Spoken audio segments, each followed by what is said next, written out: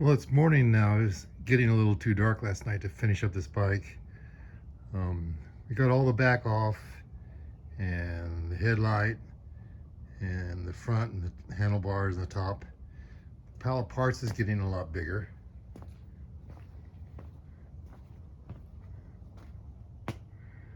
So next thing is to remove the front wheel, fender, and the forks. The next step is to remove this brace that holds the brake panel. Then we'll loosen up this pinch bolt, and there's one on the other side too. And then we'll take this. Here's the pinch bolt. Then we'll take the nut off the axle. It's usually on the other side. I don't know why it's this way. I guess it doesn't really matter. The axle doesn't spin or anything. And we'll pull the axle out, and should be a spacer under all that grease. It'll probably fall out, and the wheel should come off.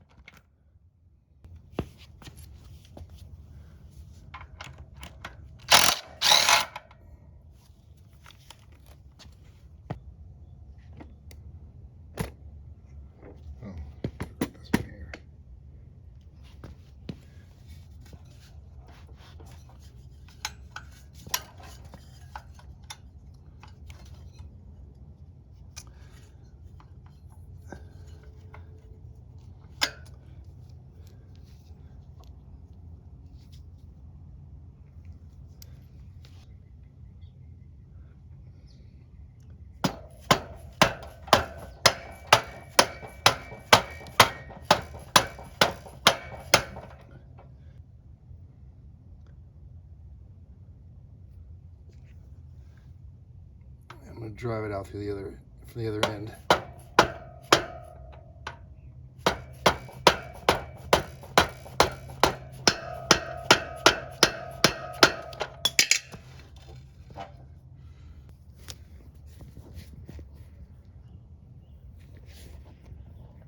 right. Keep forgetting to look at the camera.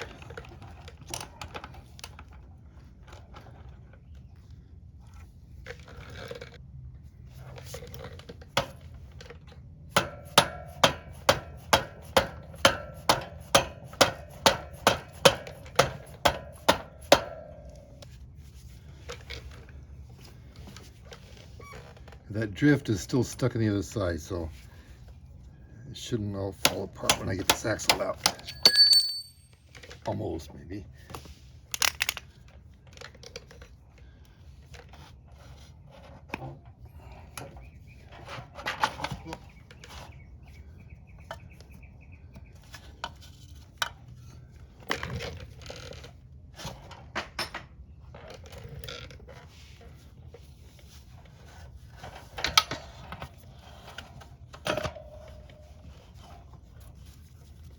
Okay, I'm holding the frame up and pulling the brake panel off.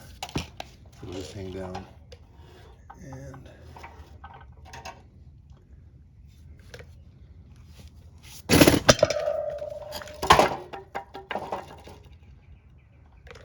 okay, let's see what happens.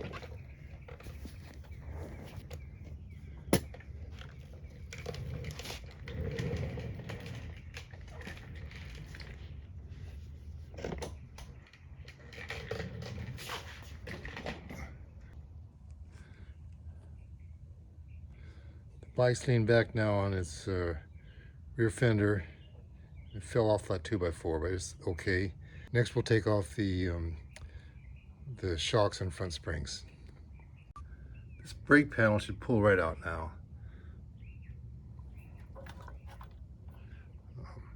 And this is the speedometer cable. Someone tied it up with string. I don't know anybody use string anymore. It must have been up there a long time. Normally people would just use a zip tie.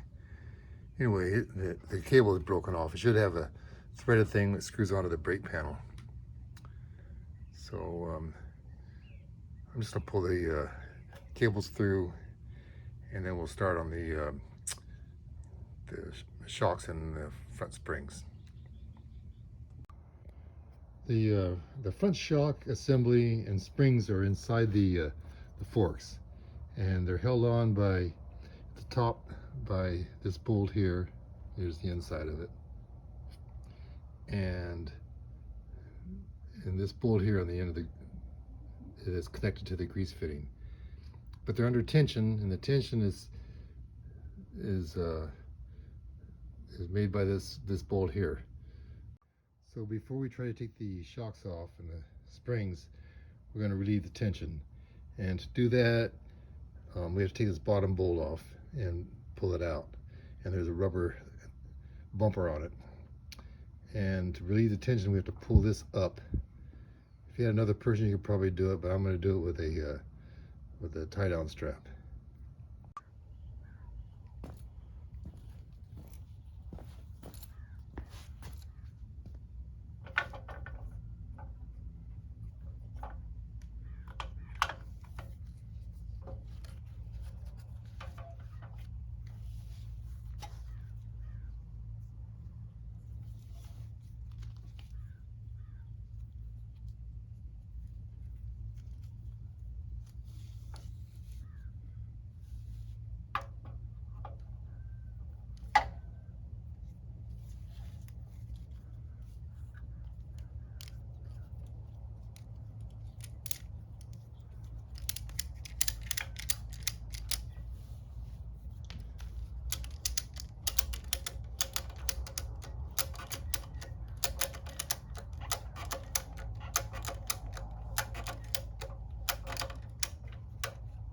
Okay, now we can take this bottom bolt off and pry it out from the bottom.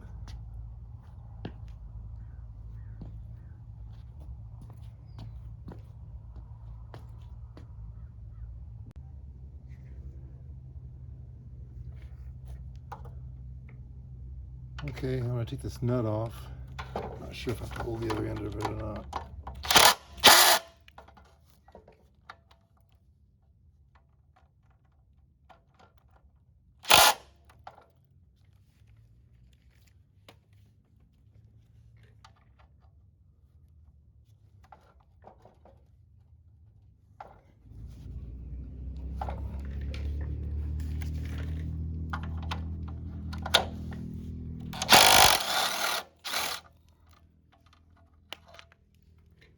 The bolt came off.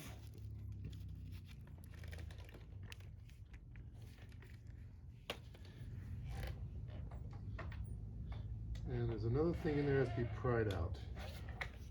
Show you how to get it out. Kind of hard to see with all this grease and dirt in here, but it's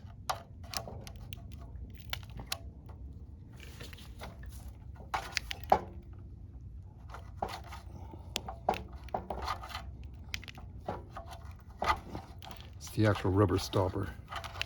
And it looks like this.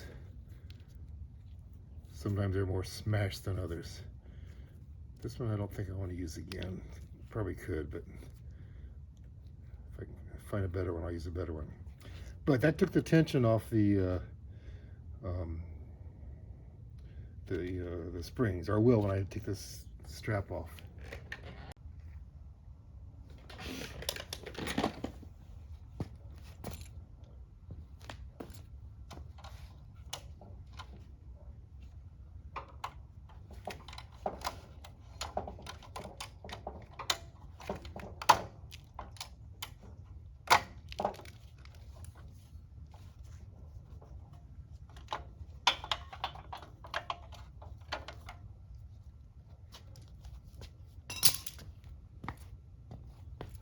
All right, there's two more nuts to take off. There's one here on the top that's attached to the fender, and one down here.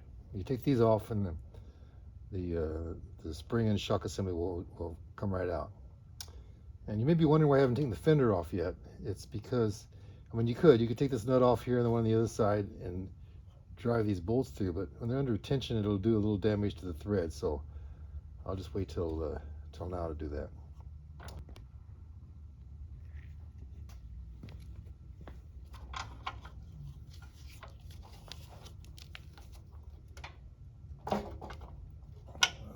Pretty tight. We'll have to use the persuader.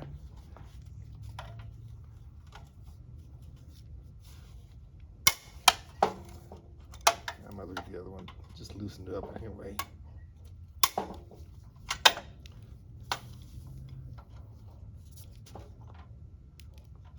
doing the bottom one now. I don't know if it's on the camera or not.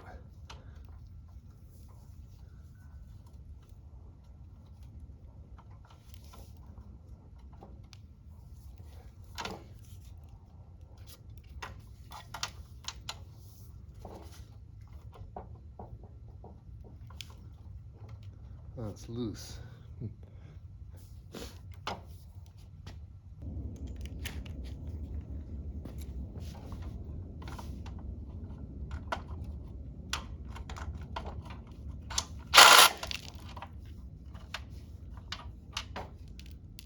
This bolt has a little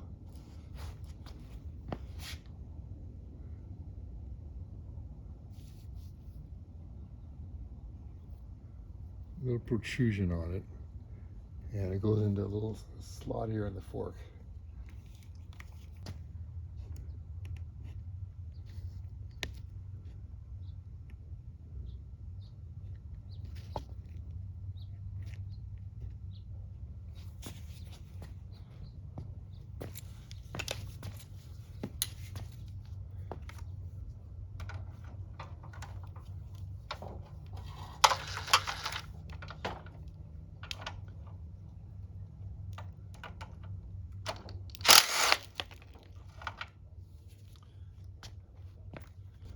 Okay, it should just come right out now.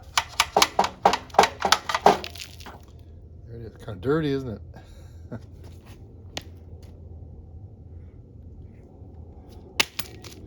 All right, well, you do the same thing on the other side, and then the fender will come off too. We're ready to take the front forks off now, so there's some little ball bearings that we could lose, so I'm going to try to catch them in this bucket. I'm going to rock this down carefully, and hopefully it won't collapse that center stand.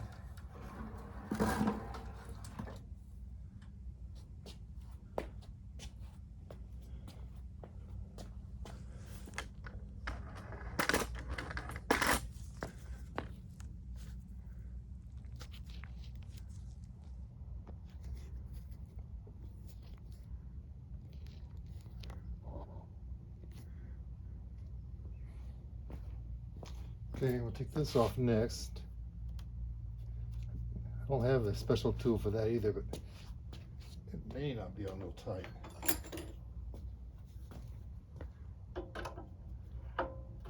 No, it isn't. Probably loosened up since it was last packed with grease.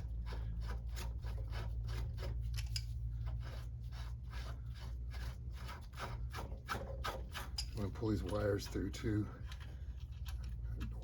Ripped off by the forks.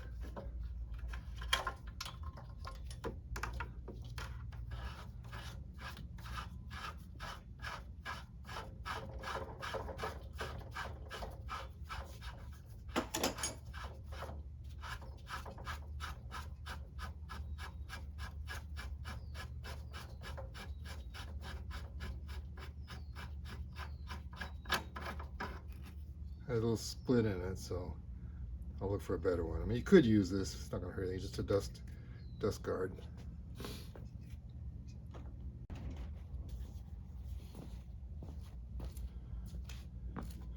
Okay, under all this dirt and grease is the top race. I'll keep them right up. Sometimes you need a couple of screwdrivers to pry it off.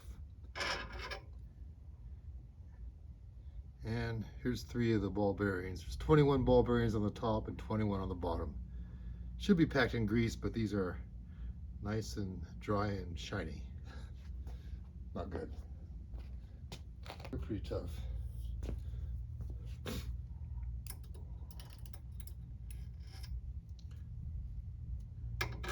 I'm using a magnet.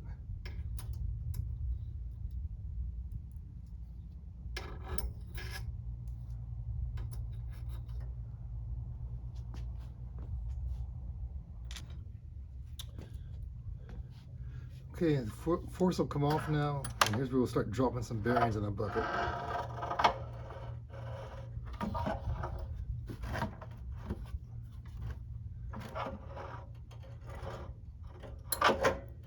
One fell on the ground.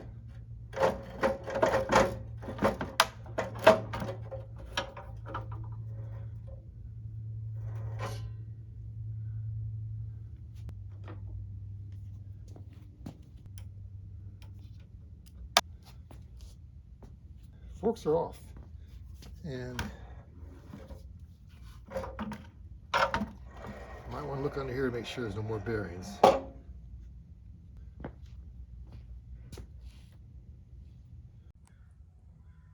Well, frame is getting smaller and the parts pile is getting bigger. That's what you'd expect.